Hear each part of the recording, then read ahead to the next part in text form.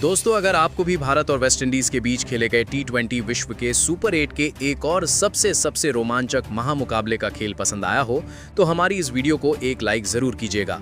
आज की हमारी वीडियो का लाइक टारगेट सिर्फ 100 लाइक्स का है, तो वीडियो को दिल से लाइक करना बिल्कुल नहीं भूलिए। जी हाँ दोस्तों, टी20 विश्व कप अब अपने निर्णायक मोड़ पर आ चुका है। ग्रुप ए में भारत और वेस्टइंडीज के बीच ये मुकाबला पूरी तरह करो या मरो का था। जो टीम इस मैच को जीतती वो सीधे सेमीफाइनल का टिकट पक्का कर लेती, जबकि हारने वाली टीम का सफर यहीं समाप्त हो जाता। ऐसे में दबाव दोनों ही टीमों पर साफ नजर आ रहा था। कोलकाता के ऐतिहासिक ईडन गार्डन्स मैदान पर भारतीय कप्तान सूर्य कुमार यादव और वेस्टइंडीज के कप्तान टॉस के लिए मैदान पर उतरे। टॉस भारतीय कप्तान ने अपने नाम किया और बिना देर किए पहले गेंदबाजी करने का फैसला लेते हुए वेस्टइंडीज को बल्लेबाजी का न्योता दिया। वेस्टइंडीज की ओर से पारी की शुरुआत करने मैदान पर आए दो अनुभवी बल्लेबाज शाय होप और रोस्टन चेज। इन दोनों के कंधों पर टीम को तेज और मजबूत शुरुआत दिलाने की बड़ी जिम्मेदारी थी। लेकिन दोस्तों, मुकाबले की शुरुआत से ही भारतीय गेंदबाजों ने अपना इरादा साफ कर दिया।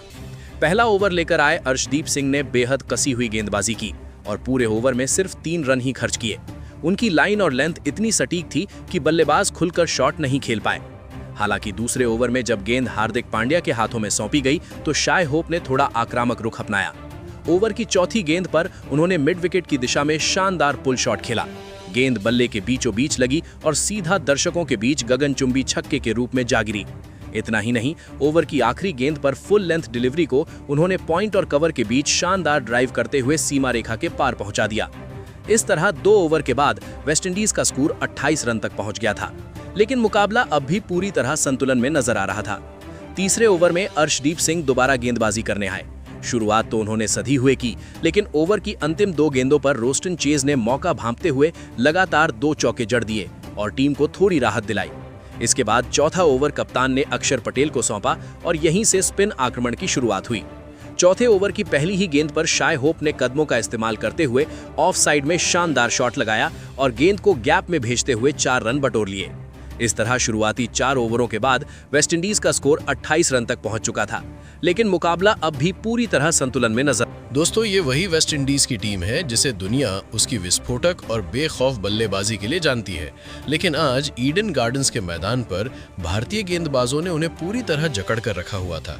बड़े बड़े शॉट खेलने वाली ये टीम खुलकर हाथ नहीं चला पा रही थी और भारतीय टीम मैच पर अपनी मजबूत पकड़ बनाए हुए नजर आ रही थी। 5वां ओवर लेकर जब जसप्रीत बुमराह आए तो शुरुआत उन्होंने हमेशा की तरह सटीक लाइन और लेंथ के साथ की, मगर ओवर की चौथी गेंद पर रोस्टन चेज ने थोड़ा जोखिम उठाया और शानदार स्कूप शॉट खेलते हुए गेंद को फाइन लेग बाउंड्री की ओर 4 रन के लिए भेज दिया। ये शॉट दर्शकों के लिए रोमांचक जरूर था, लेकिन रन गति अब भी नियंत्रण में थी। इसके बाद छठा ओवर, जो पावर प्ले का आखिरी ओवर था, कप्तान ने फिर से स्पिनर अक्षर पटेल को सौंपा। इस ओवर की पहली ही लो फुल टॉस गेंद पर रोस्टन चेज ने बेहतरीन टाइमिंग के साथ गेंद को सीमा रेखा के पार चौके के लिए भेज दिया। फिर ओवर की 5वीं गेंद, जो लेग स्टंप के बाहर डाली गई थी, उसे उन्होंने शानदार स्वीप शॉट खेलते हुए 4 रन बटोर लिए। इस ओवर में कुल 10 रन आए और पावर प्ले की समाप्ति तक वेस्टइंडीज का स्कोर 6 ओवर में 45 रन तक पहुंच गया। हालांकि स्कोरबोर्ड पर रन जुड़ रहे थे, लेकिन भारतीय गेंदबाजों ने वेस्टइंडीज को लगातार दबाव में बनाए रखा था। सेमीफाइनल की दौड़ में बने रहने के लिए ये मुकाबला जीतना वेस्टइंडीज के लिए बेहद जरूरी था और यही दबाव अब उनकी बल्लेबाजी में साफ दिखाई दे रहा था। 7वां ओवर लेकर जब भारतीय टीम के आक्रामक ऑलराउंडर हार्दिक पांड्या आए तो रोस्टन चेज ने एक बार फिर अपना दम दिखाया। ओवर की 5वीं गेंद पर उन्होंने ऑन द राइज शानदार शॉट खेलते हुए गुड लेंथ गेंद को मिड विकेट की दिशा में खड़े खड़े उठा दिया और गेंद सीधा दर्शकों के बीच गगनचुंबी छक्के के लिए जा गिरी। इसी के साथ वेस्टइंडीज टीम ने अपने 50 रन भी पूरे कर लिए। अब ये दोनों बल्लेबाज धीरे धीरे एक मजबूत साझेदारी की ओर बढ़ते नजर आ रहे थे। भले ही रन गति भारतीय टीम की उम्मीद से थोड़ी धीमी थी, लेकिन इस जोड़ी को तोड़ ना पाना भारतीय गेंदबाजों के लिए चिंता का विषय बनता जा रहा था, क्योंकि अगर ये दोनों जम जाते तो पीछे एक लंबी और खतरनाक बल्लेबाजी लाइनअप मौजूद थी, जो किसी भी समय मैच का रुख बदल सकती थी। 8वां ओवर लेकर एक बार फिर अक्षर पटेल आए। ओवर की पहली ही गेंद पर रोस्टन चेज ने थर्ड मैन की दिशा में शानदार चौका जड़ दिया। इस शॉट के साथ वेस्टइंडीज का स्कोर 8 ओवर में 66 रन तक पहुंच गया और मुकाबला अब धीरे धीरे रोमांचक मोड़ की ओर बढ़ने लगा था। दोस्तों, शुरुआत में भले ही वेस्टइंडीज की टीम थोड़ा संभल कर खेल रही थी, लेकिन अब धीरे धीरे उनकी पारी रफ्तार पकड़ती नजर आ रही थी। भारतीय टीम को इस समय एक बड़े विकेट की सख्त जरूरत थी ताकि इस बढ़ती साझेदारी को तोड़ा जा सके। और आखिरकार 9वां ओवर लेकर आए वरुण चक्रवर्ती ने वही काम कर दिखाया जिसके लिए वो जाने जाते हैं, ब्रेक थ्रू। अपना पहला ही ओवर डालते हुए वरुण चक्रवर्ती ने कमाल कर दिया। जिस शाई होप ने अब तक पारी को संभाल कर रखा था, उन्होंने शानदार गेंद पर क्लीन बोल्ड कर दिया। इस तरह 68 रनों की मजबूत साझेदारी का अंत हुआ और 32 रन बनाकर शाई होप को पवेलियन लौटना पड़ा। 9 ओवर में वेस्टइंडीज का स्कोर 69 रन पर 1 विकेट हो गया था। अब नए बल्लेबाज के रूप में पिछले मैच के सुपर हीरो शिमरॉन हेटमायर मैदान पर आए और आते ही उन्होंने संकेत दे दिया कि वो बिना समय गंवाए आक्रमण करने वाले हैं। 10वां ओवर लेकर जब हार्दिक पांड्या आए तो ओवर की दूसरी ही गेंद पर शिमरॉन हेटमायर ने खड़े खड़े मिड विकेट की दिशा में जोरदार पुल शॉट लगाया। गेंद सीधा दर्शकों के बीच गगनचुंबी छक्के के लिए जा गिरी। पहले 10 ओवर की समाप्ति तक वेस्टइंडीज ने 1 विकेट खोकर 82 रन बना लिए थे। अब भारतीय टीम के लिए जरूरी था कि लगातार विकेट निकाले जाएं, वरना स्कोर तेजी से बड़ा होता चला जाता। 11वां ओवर फिर से वरुण चक्रवर्ती के हाथ में था। इस बार शिमरॉन हेटमायर ने पूरी तरह आक्रामक रुख अपनाया। ओवर की दूसरी गेंद जो छोटी लेंथ पर थी, उसे उन्होंने शानदार पुल शॉट खेलते हुए छक्के के लिए भेज दिया। फिर चौथी गेंद पर ऑफ स्टंप के बाहर डाली गई गेंद को बैकफुट पर जाकर डीप कवर की ओर चौके के लिए पहुंचा दिया। इस आक्रामक बल्लेबाजी के दम पर 11 ओवर में वेस्टइंडीज का स्कोर 99 रन तक पहुंच गया। इसके बाद 12वां ओवर लेकर जसप्रीत बुमराह आए। इसी ओवर में वेस्टइंडीज में अपने 100 रन भी पूरे कर लिए, लेकिन बुमराह कब वापसी कर दें ये कोई नहीं जानता। ओवर की तीसरी गेंद पर उन्होंने शानदार गेंद डाली, जिस पर शिमरॉन हेटमायर बड़ा शॉट लगाने के प्रयास में विकेटकीपर संजू सैमसन के हाथों कैच आउट हो गए। 27 रन की विस्फोटक पारी खेलकर हेटमायर पवेलियन लौटे और वेस्टइंडीज को दूसरा बड़ा झटका लगा। इसके बाद क्रीज पर आए विस्फोटक बल्लेबाज शेरफेन रदरफोर्ड, लेकिन असली खतरा अब भी रोस्टन चेज बने हुए थे, जो 40 रन पर जम चुके थे और भारतीय गेंदबाजों के लिए सिर दर्द बनते जा रहे थे। जसप्रीत बुमराह ने अपने उसी ओवर की 5वीं गेंद पर कमाल कर दिया। रोस्टन चेज बड़ा शॉट खेलने के प्रयास में गेंद को हवा में उठा बैठे और कप्तान सूर्यकुमार यादव ने शानदार कैच लपकते हुए उन्हें पवेलियन भेज दिया। 40 रन बनाकर चेज भी आउट हो गए।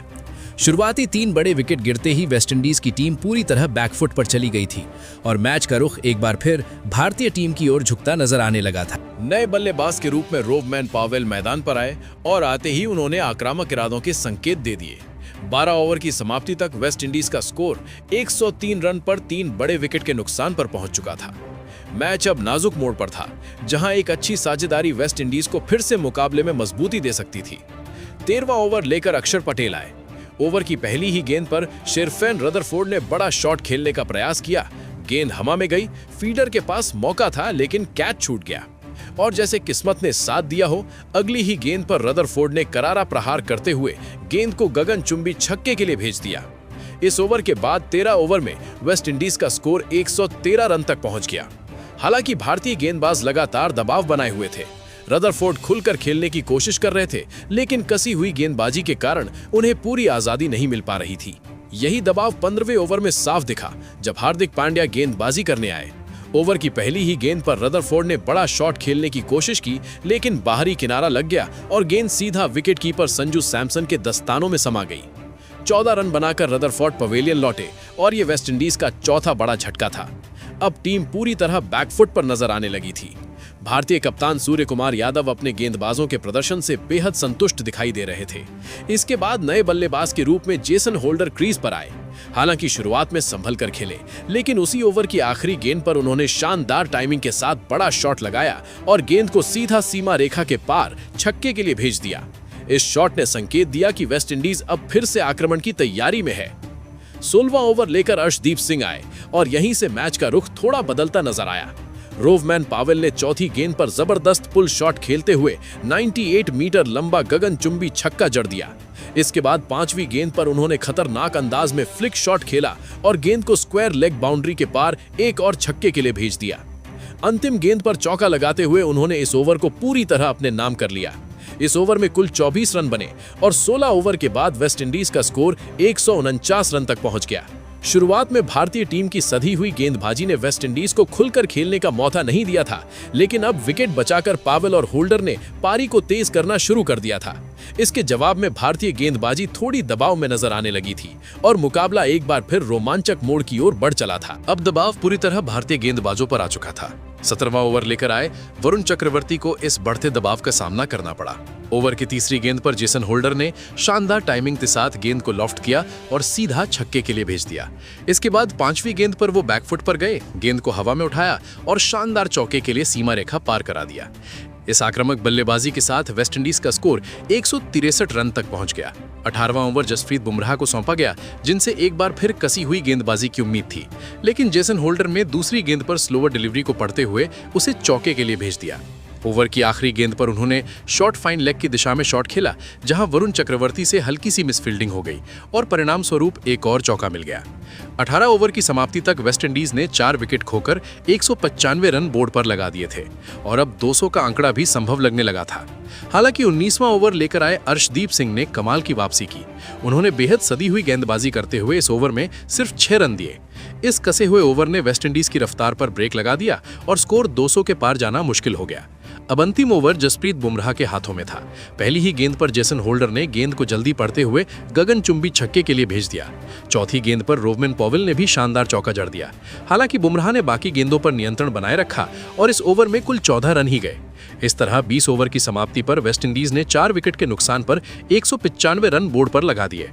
जो वेस्टइंडीज टीम शुरुआत में बेहद खतरनाक अंदाज में नजर आ रही थी, उसे भारतीय गेंदबाजों ने काफी हद तक नियंत्रित रखा और 196 रन का लक्ष्य ही भारत के सामने रखा। अब बारी थी भारतीय बल्लेबाजों की।